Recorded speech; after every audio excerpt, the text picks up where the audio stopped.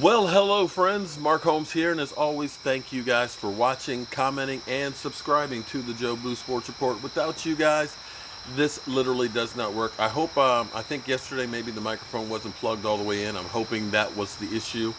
If not, well, I'm going to have to do something different on that. But what a difference a day makes. Okay, it's Friday night, and I'm sitting out here with the fire going. Yesterday it was in the upper 90s. Right now it's in the low 60s. It's actually cold out here. It's amazing what a difference a day makes. And yesterday Jerry Jones was hot as it was yesterday. He had went through and said, I deserve the right. I've earned the right to make fun of Zeke Elliott. And you had all the talking heads going crazy, Colin Cowherd saying, this could be the end of Zeke Elliott's career, that Jerry Jones is pissed. And he might just go ahead and never pay him. They own his rights for the next 3 years, and they can do something for the next 5 and make sure he never plays. Doug Gottlieb was just doing one a few hours ago. The Cowboys and Zeke Elliott, oh, Jerry Jones is bad. But just like the weather changed from being hot as hell yesterday to being kind of chilly out right now, kind of cool and crisp. It seems things have changed because we got Stephen Jones. Stephen Jones, the typical bad cop that might be playing good cop right now, who is confident of getting a deal worked out. Now we know Zeke Elliott retweeted Joe Thomas saying about, if you're the best in the business and when you get that second deal from a team that you should be getting a 10 to 15% bump up in the salary. Well, yeah, ideally that's the case. That would be good. But, Zeke has some baggage that goes with him. Right, wrong, some of his own making, some of it not. But, he does have some baggage. In the end, whether it's a $13.5 million deal per year, okay, or a $14.5 million deal, that $1 million is not going to be what sinks the Dallas Cowboys. Let's be honest. If $1 million is going to be the difference of them winning the Super Bowl, then they weren't going to win the Super Bowl anyway. And there are ways of being creative with the cap, okay? Jalen Smith, the deal he's got, it's only a $2.7 million hit this year.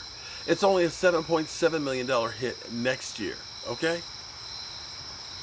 Understand there's ways of being creative with the cap, and don't worry about the cap. The NFL isn't going to go bankrupt. That salary cap is about to go to the moon in the next couple of years because they're going to be redoing the television contract. We went through the period where they said, oh, football's waning. But you know what? You notice how the salary cap never went back down? That it still ended up being that it went up another $10 million? You've got all these new revenue sources that are coming through. Jerry Jones, he's building a casino in Arkansas, $225 million one. You now have games that are being streamed, okay? Amazon, YouTube, Facebook, they're all partners with the NFL. They're going to want to get a piece of that pie. That pie Jerry Jones is talking about? There's one piece less of that pie now that Jalen Smith got paid. Well, you know what? That pie is going to grow to a Guinness World Book size pie. Well, there'll be a plenty for everybody to eat on it. Maybe I can even get a slice of that pie, Jerry. What do you think? I'm out here promoting your Cowboys. I'm bringing people to games and tailgates and stuff. Why don't you have your people call my people? Oh, I forgot. I don't have any people. Why don't you have your people call me? Better yet, Jerry, why don't you just call me? Come on.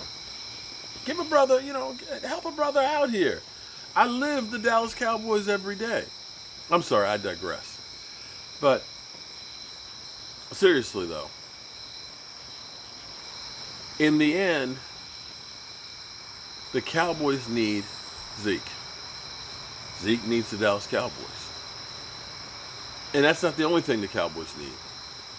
Understand we had Zeke First 7 games of the season, and we were 3-4.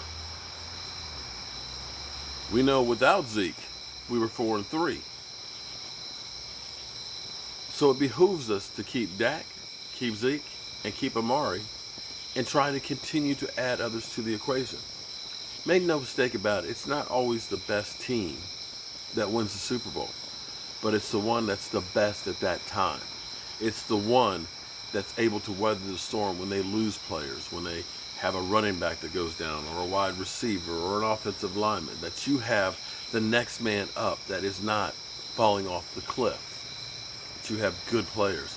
And that's what Stephen Jones is talking about when he says that he wants to make sure there's money to go around to make sure they can keep the team together. And that's the problem we had back during the Tony Romo era. We had the DeMarcus Lawrence, we had the Tony Romo, we had the Des Bryant, we had, all of these guys. We had literally 8 guys that were taking up over 50% of the salary cap. And when you have that, then you're talking about $1.5 million on average for the rest of the guys on your team that are playing valuable moments. And if you're not drafting well, you're screwed. Now, the advantage we have right now, at least thus far, but that's always subject to change, is we seem to have gotten the formula of drafting well. So when you think of a guy like Leighton Vander Esch, who's only costing you like $1.5 million a year, or Malik Collins is costing you like $800,000 because they're rookies, as long as you can keep replenishing the stock with young talent that you got locked in, at least while we have the collective bargaining as it is, for that 4 or 5 years, then you can continue to win, and you can continue to pay that talent that you say is not replaceable. And that's a quarterback, that's a running back until he gets old, that's a wide receiver. But then you add multiple layers of guys. So when you look at our defensive line, you got a guy like Malik Collins, who's on the last year of his deal, who's going to try and play lights out because he wants to get a big payday. But you also drafted Tristan Hill, who's not costing you but chump change, who can learn behind an Antoine Woods and take the space up next year. You still have Taco on a rookie contract, and you're hoping that he ends up taking the initiative and starts playing better. And you look at getting a guy like Antoine Woods that was 4th string on your depth. These guys aren't costing you a whole lot of money. You can take 5 or 6 of these guys, and they don't equal what you're going to pay Zeke Elliott. And that, my friends, is the secret to winning. Some teams think it's about grabbing talent that's already been there, free agents. But you got to understand, football is a young man's game. And you have to get that group of young guys together, let them learn, go through their lumps and things, and build and become a cohesive unit. And that's where I feel this Dallas Cowboys team is. They took those rookies last year. They got a lot of playing time, over 3,000 plays for our rookie class last year, which you look at our 2016 draft, you got Dak, you got Zeke, you got Malik Collins, you got Jalen Smith. Those guys are ready this year, the next year after that, the challenge. So you got to get Zeke in there. You do not want to waste what you finally have been able to build since the 90s. And that, my friends, is why this deal will get done.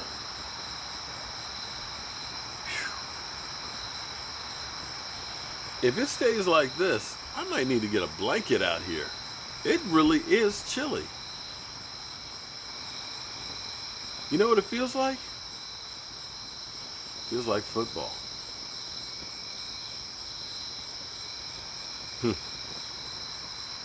Winter is coming, my friends.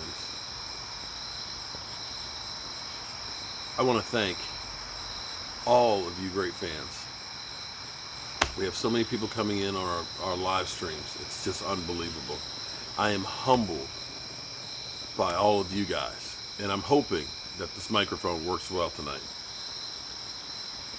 But alas, it's late and I need to carry my ass to bed. So it's time for me to turn off the lights. That is, if I can get my ass up. Whew.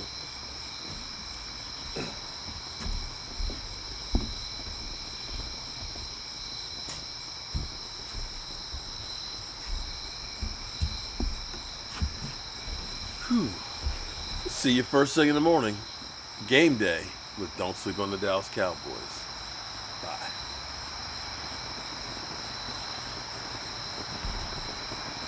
Da ha da ha da ha ha ha ha ha.